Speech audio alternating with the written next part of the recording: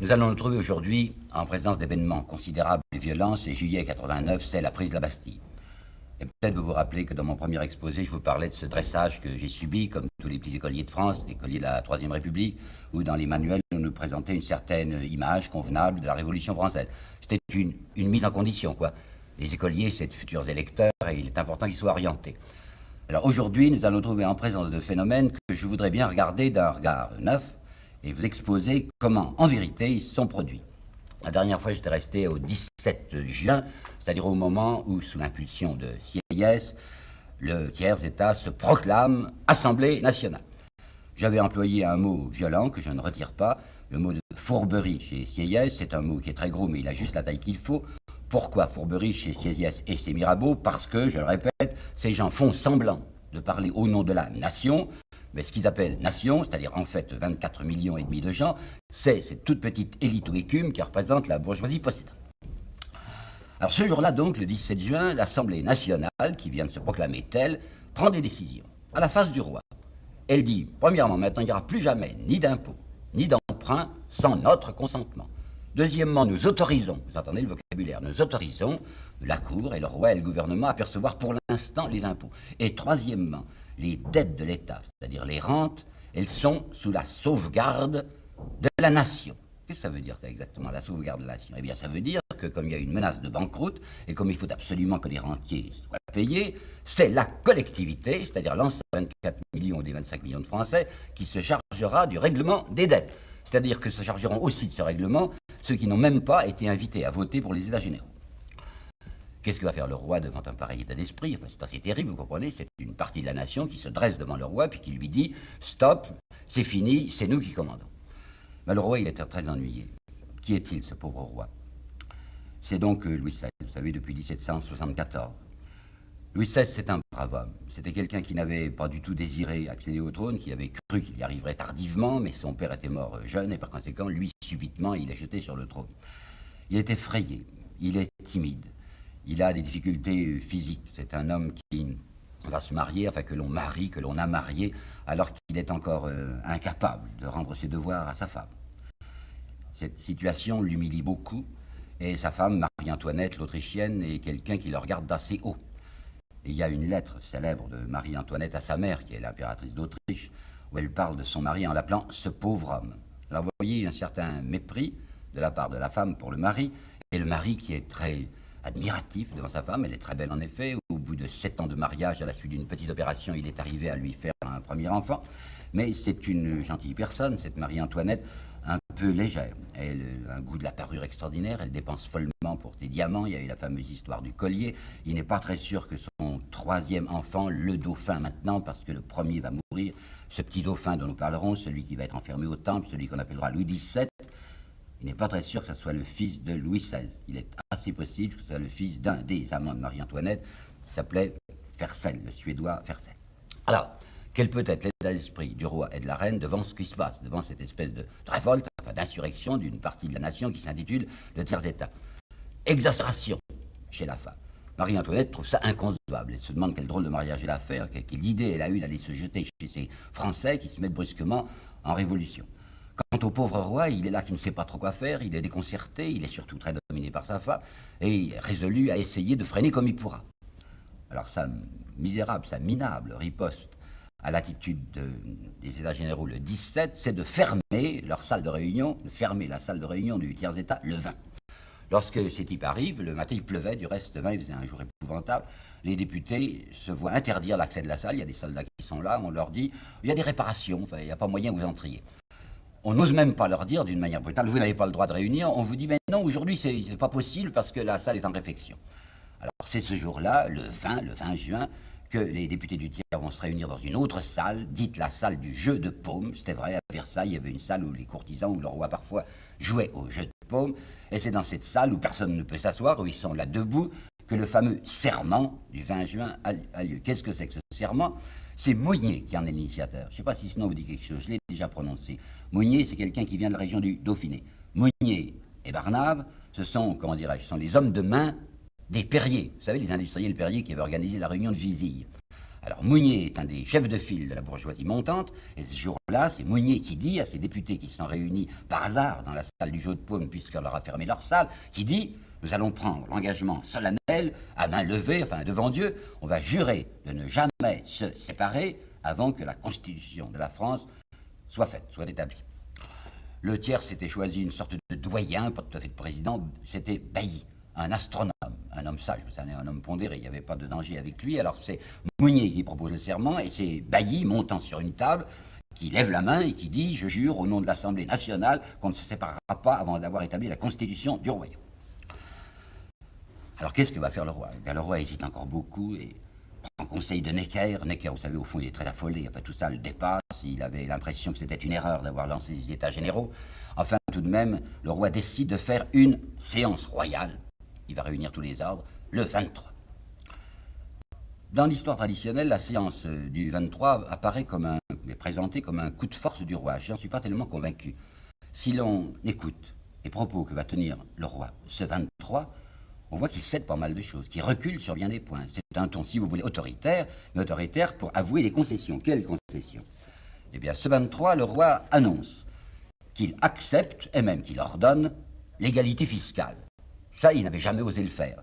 Vous savez qu'on avait tenté depuis des années, depuis 1771, enfin à cause de l'opposition des parlements, on avait tenté d'obtenir que les nobles se décident, et que le clergé aussi se décide à payer. Jamais on n'avait pu y arriver, il y avait l'obstacle du Parlement. Le roi se dit: après tout, les États généraux sont utiles en ce sens, les gens de la roture sont assez nombreux pour imposer leur volonté aux nobles. Je ne veux pas le dire, moi, le roi, qu'ils sont nombreux et qu'ils imposent la volonté, mais je m'en vais me servir de ce levier pour faire payer ces nobles qui refusaient de payer. Alors, 1, égalité fiscale.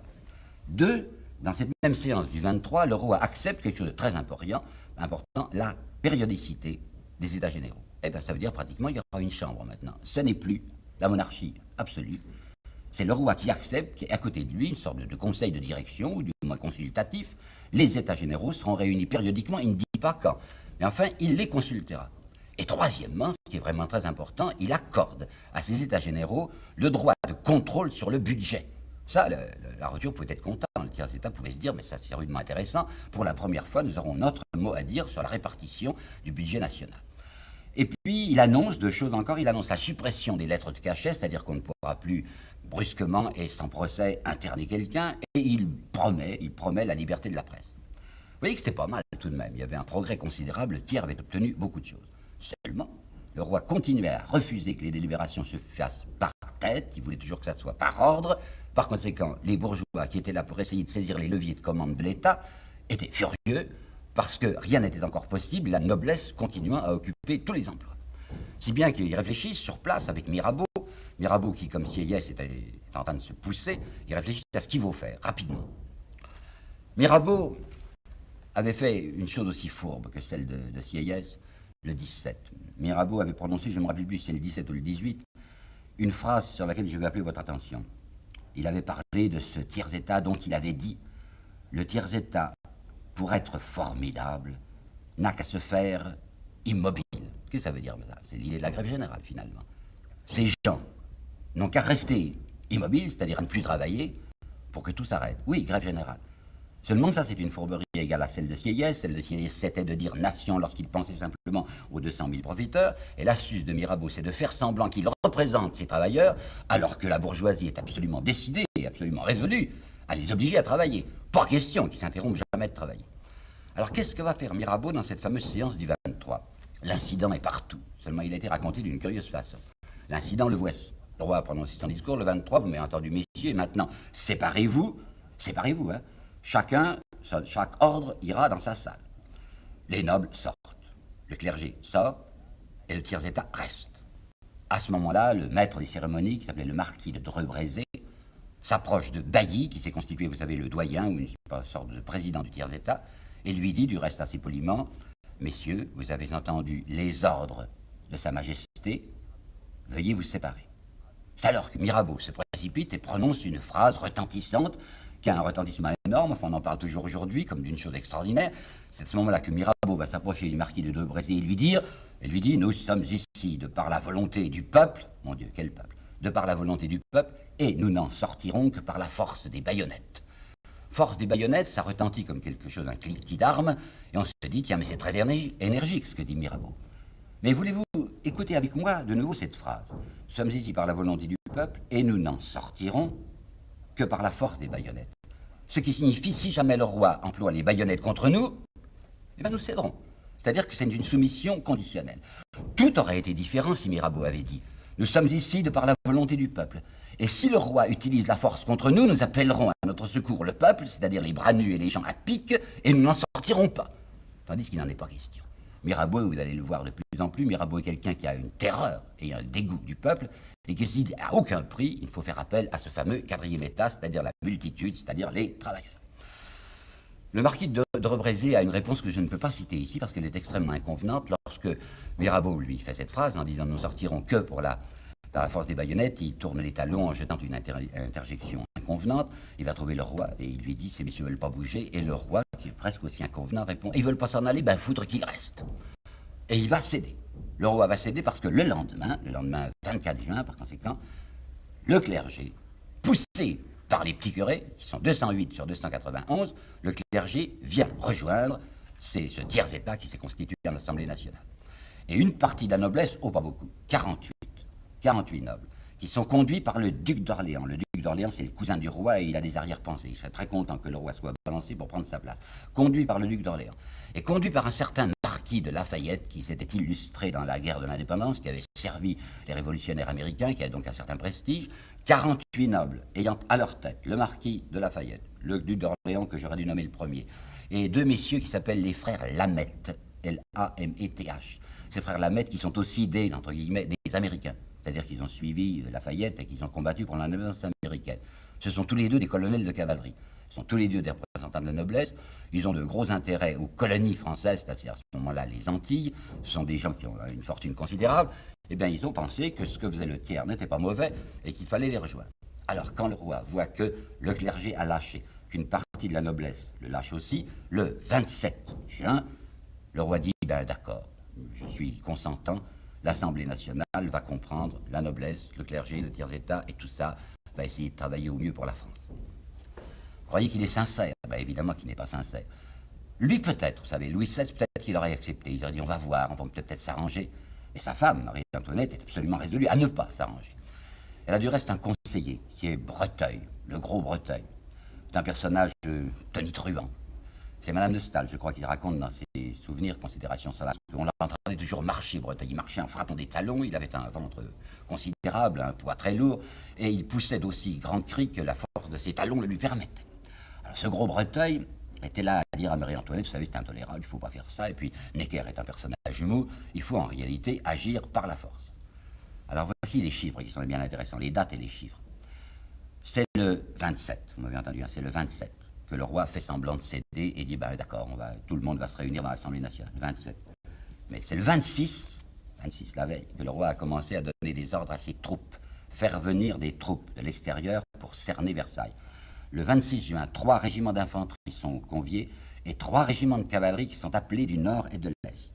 Et qu'est-ce qu'on choisit parmi ces régiments? On choisit des mercenaires étrangers. Vous savez sans doute que la monarchie française, autrefois, avait à son service un certain nombre d'Allemands et de Hongrois et d'Autrichiens. Ces régiments, en particulier le royal allemand, qui était très célèbre et qui va s'illustrer dans les jours qui vont venir, sont priés par le roi, reçoivent du roi l'ordre de venir sur Versailles. Le 1er juillet, le régiment suisse de Metz est l'objet d'un ordre de marche sur Versailles. Le 4 juillet, c'est un vieux maréchal, le maréchal de Broglie, qui se trouvait être le grand-père de ces deux Lameth dont je vous ai parlé. Alors, le maréchal de Broglie reçoit le commandant suprême des forces qu'on est en train de concentrer à Versailles, et il est entendu, il a pour lieutenant un Suisse qui s'appelle Besenval. Broglie et Besenval doivent avoir terminé leur concentration de troupes autour de Versailles et autour de Paris pour le 13 juillet. Or, le 11 juillet au matin, le roi fait son petit coup de tête et décide de renvoyer Necker et de le remplacer par Breteuil. Breteuil, le baron de Breteuil, avait dit « Donnez-moi 3 jours, et en 3 jours, avec la force armée, je suis capable de remettre toutes les choses en ordre. » 3 jours. Nous sommes le 11, Necker est renvoyé le 11, le 12 au matin, Breteuil prend le pouvoir, et dans 2 jours, ça sera le 14 juillet, c'est-à-dire la prise de la Bastille. Alors c'est là où il faut bien regarder. C'est vers 9h du matin, le 12 juillet, que la nouvelle se répand dans Paris. Le roi a fait un coup de tête, le roi a renvoyé Necker, il prend Breteuil et des troupes commencent à arriver. Émotion. Émotion considérable dans Paris, les gens se mettent à courir les uns autour des autres, enfin place du Palais Royal en particulier, on s'agite énormément. Seulement, ce qui me frappe beaucoup, c'est qu'il y a une sorte d'enthousiasme populaire sur le nom de Necker. Je comprends très bien que les rentiers, que les financiers, que les hommes d'argent soient furieux du renvoi de Necker parce qu'ils se disaient, avec Necker, c'est nos rentes qui sont certainement payées. D'autant plus que Necker avait aussi des rentes sur l'État. Vous vous rappelez qu'il avait prêté 2 millions au Trésor français en 1778. Publicitairement, il avait fait un grand bruit sur ces 2 millions et qu'il entendait récupérer les arrérages naturels. Alors je suis complètement convaincu, enfin ça va tout seul, que les rentiers parisiens, que la bourgeoisie financière de Paris est furieuse du renvoi de Necker. Ce qui me frappe, qui me stupéfie, c'est que la petite plèbe parisienne marche, mais nous avons déjà vu la pauvre petite plèbe parisienne marcher lorsqu'on renvoyait les parlements, lesquels travaillaient contre elle. C'est pas la première fois qu'elle prend, pardonnez-moi cette expression vulgaire, des vessies pour des lanternes, mais cette expression vulgaire et traditionnelle a ici son plein emploi, parce que prendre Necker pour une lanterne, c'est en effet prendre une vessie pour une lanterne, puisque Necker c'était une panse, enfin c'est un surgonflé, un boursouflé.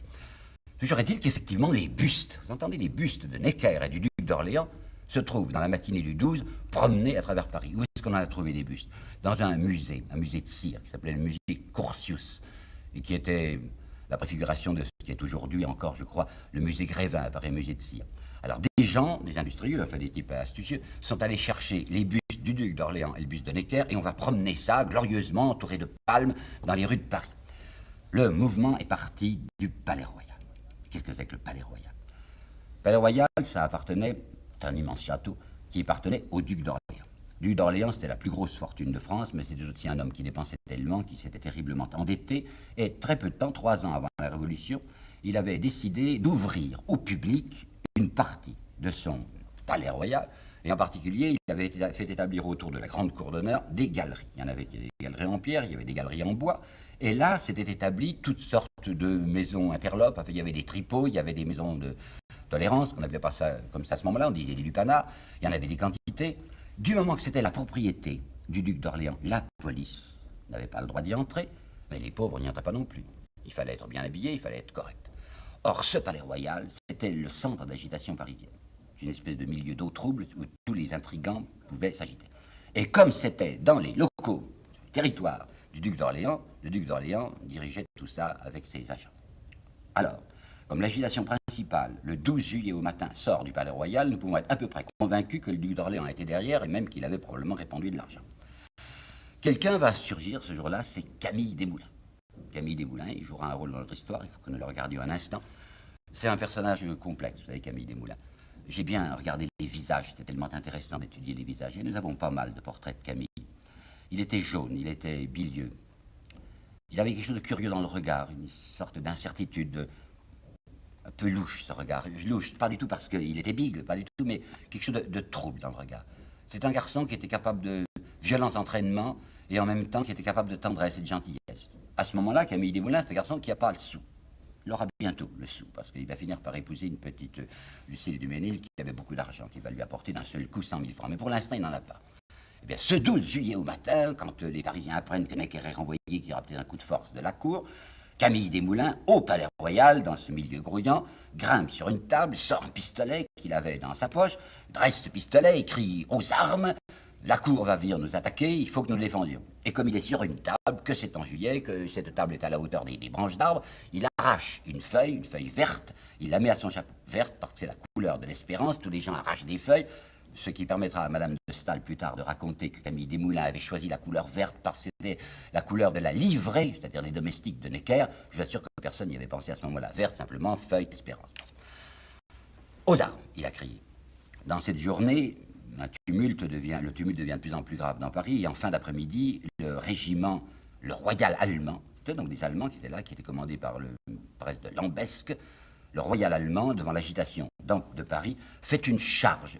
Attention, on a un peu exagéré dans l'histoire, on a dit ils ont chargé, on se représente tout de suite sabre au clair, des cavaliers au galop, mais on ne sait pas tout à fait ça. Les dragons de Lambesc étaient là, tout près du Palais Royal et de la place qui est aujourd'hui la place de la Concorde, la place Louis XV, et ils ont avancé dans la foule pour la repousser. Il s'est trouvé qu'un vieillard a été piétiné, il n'est pas mort, mais enfin il a été piétiné. Alors, des gardes françaises. Les gardes françaises, c'était des soldats qui étaient au service du roi et qui étaient cantonnés, pour une part, à Paris. Des gardes françaises prennent brusquement le parti de la foule et se mettent à combattre le royal allemand. Parce qu'ils sont français et que les autres sont des Allemands. C'est très mauvais, ça donne l'impression d'une indiscipline dans l'armée. Alors, la suite, retenez ce que je vais vous dire dans l'armée, la suite se présente comme ça. Toute la journée du lendemain 13, les Parisiens, excités et poussés par un certain nombre de gens, sont là à chercher à se procurer des armes. Parce qu'ils se disent, nous sommes cernés, il y a des troupes qui sont déjà venues jusque dans le Champ de Mars, qui n'est pas tellement loin, vous savez, près des Invalides. Il y a d'autres troupes qui vont certainement arriver par Versailles, d'autres vont arriver par Vincennes. Il nous faut des armes. Ils vont vers l'hôtel de ville, bien sûr. L'hôtel de ville était dirigé à ce moment-là par quelqu'un qu'on appelait le prévôt des marchands, qui pratiquement c'était le maire, qui s'appelait Flessel. Flessel n'aime pas beaucoup cette foule un peu déguenillée qui vient lui demander des armes, mais ils sont très nombreux les gens, et alors on leur donne les 350, 360 fusils qui étaient conservés à l'hôtel de ville. On les leur donne sans joie. Flessel a même dit, je crois qu'il y a des armes chez les Chartreux. C'est une drôle d'idée, enfin, il y avait un couvent de Chartreux qui était là, la foule se précipite chez les Chartreux, non, il n'y a pas d'armes, mais il y a du blé qu'on va enlever chez les Lazaristes aussi. En fait, il faut trouver des armes. Alors les gens se précipitent au garde-meuble, mais le garde-meuble c'était surtout un musée, alors il y avait des armes historiques, il y avait des hallebards, il y avait des cuirasses. Alors il y a certaines personnes qui se mettent des hallebards dans les mains et des cuirasses sur le corps, un peu ridicule, mais ça c'est pas un armement. Dans la même journée du 13, 2 bateaux de poudre, pleins de barils de poudre, sont trouvés, enfin sont repérés, ils sont là sur la Seine. Les poudres devaient être débarquées pour être envoyées à l'Arsenal ou ailleurs. Le public le sait, je ne sais pas comment, c'est un prêtre, c'est l'abbé Lefebvre, qui organise la distribution des poudres. Les gens reçoivent des petits sachets de poudre, mais il n'y a toujours pas de fusils. Alors, où est-ce qu'ils sont, les fusils? On est allé à l'Arsenal est vide. Mais on sait qu'il y a 2 endroits où ils sont des fusils à Paris. D'un côté, c'est l'hôtel des Invalides, et d'autre part, c'est la Bastille. La Bastille, c'est un morceau. Vous savez, c'était une énorme forteresse qui était au Faubourg Saint-Antoine, avec des tours de 30 mètres de haut, avec des canons qui étaient braqués entre les créneaux. Pas facile à enlever. Tandis que les Invalides, ça semblait plus facile. Alors, le 14 au matin, et il s'était produit dans la nuit du 13 au 14 quelque chose de très dangereux, très redoutable. Le petit peuple s'était jeté sur le mur des fermiers généraux, vous vous rappelez, le mur de l'octroi, et avait incendié 40 octrois sur 54. Ça commençait à prendre une mauvaise allure de 4e État en mouvement. Le 14 au matin, toujours conduit par ce prêtre, l'abbé Lefebvre, 8 à 10 000 personnes se précipitent dans la direction des Invalides pour prendre des armes. Il y en a en effet, il y a plus de 30 000 fusils et quelques canons aux Invalides. Qui dirigeait les Invalides? C'était le marquis de Sombreuil.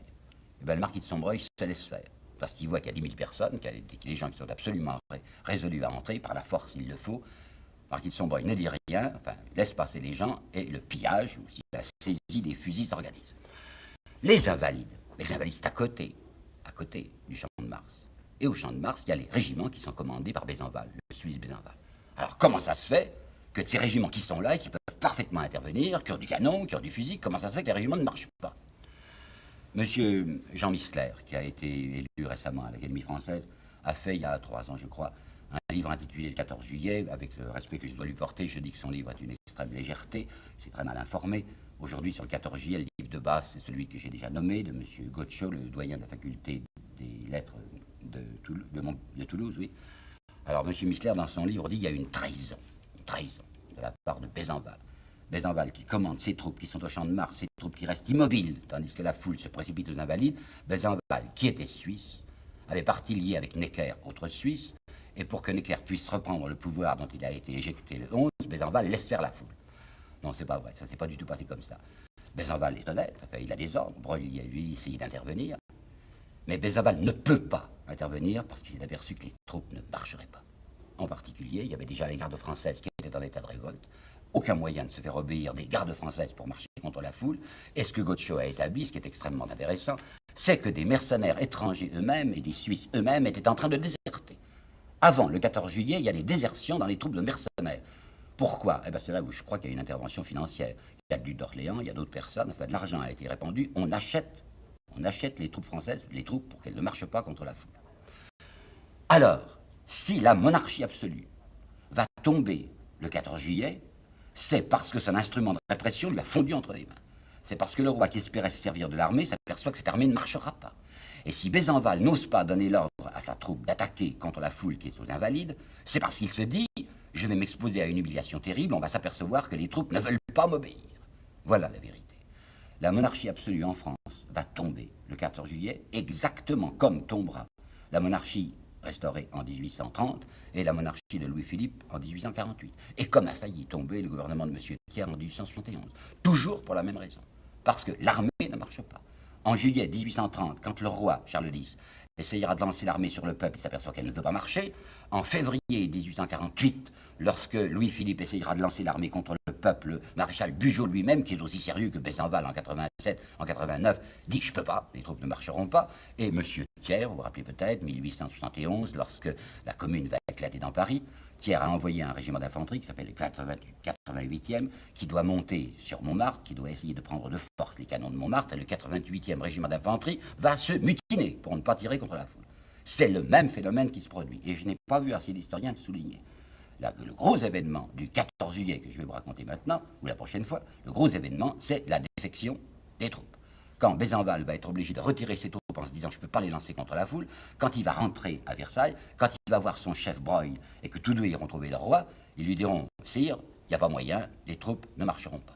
Alors ce 14 juillet, voyant qu'il n'y a pas de défense, la foule a maintenant ses fusils, 30 000 fusils, elle va se porter sur cette Bastille, et la Bastille représente quelque chose de terrible. Premièrement, une forteresse au centre de Paris, ou du moins, si vous voulez, à l'est de Paris, capable avec ses canons de pulvériser, si elle se met à tirer, le faubourg Saint-Antoine, et d'autre part, c'est un symbole, la Bastille, parce que c'était là où on enfermait les prisonniers que les lettres de cachet avaient désignés.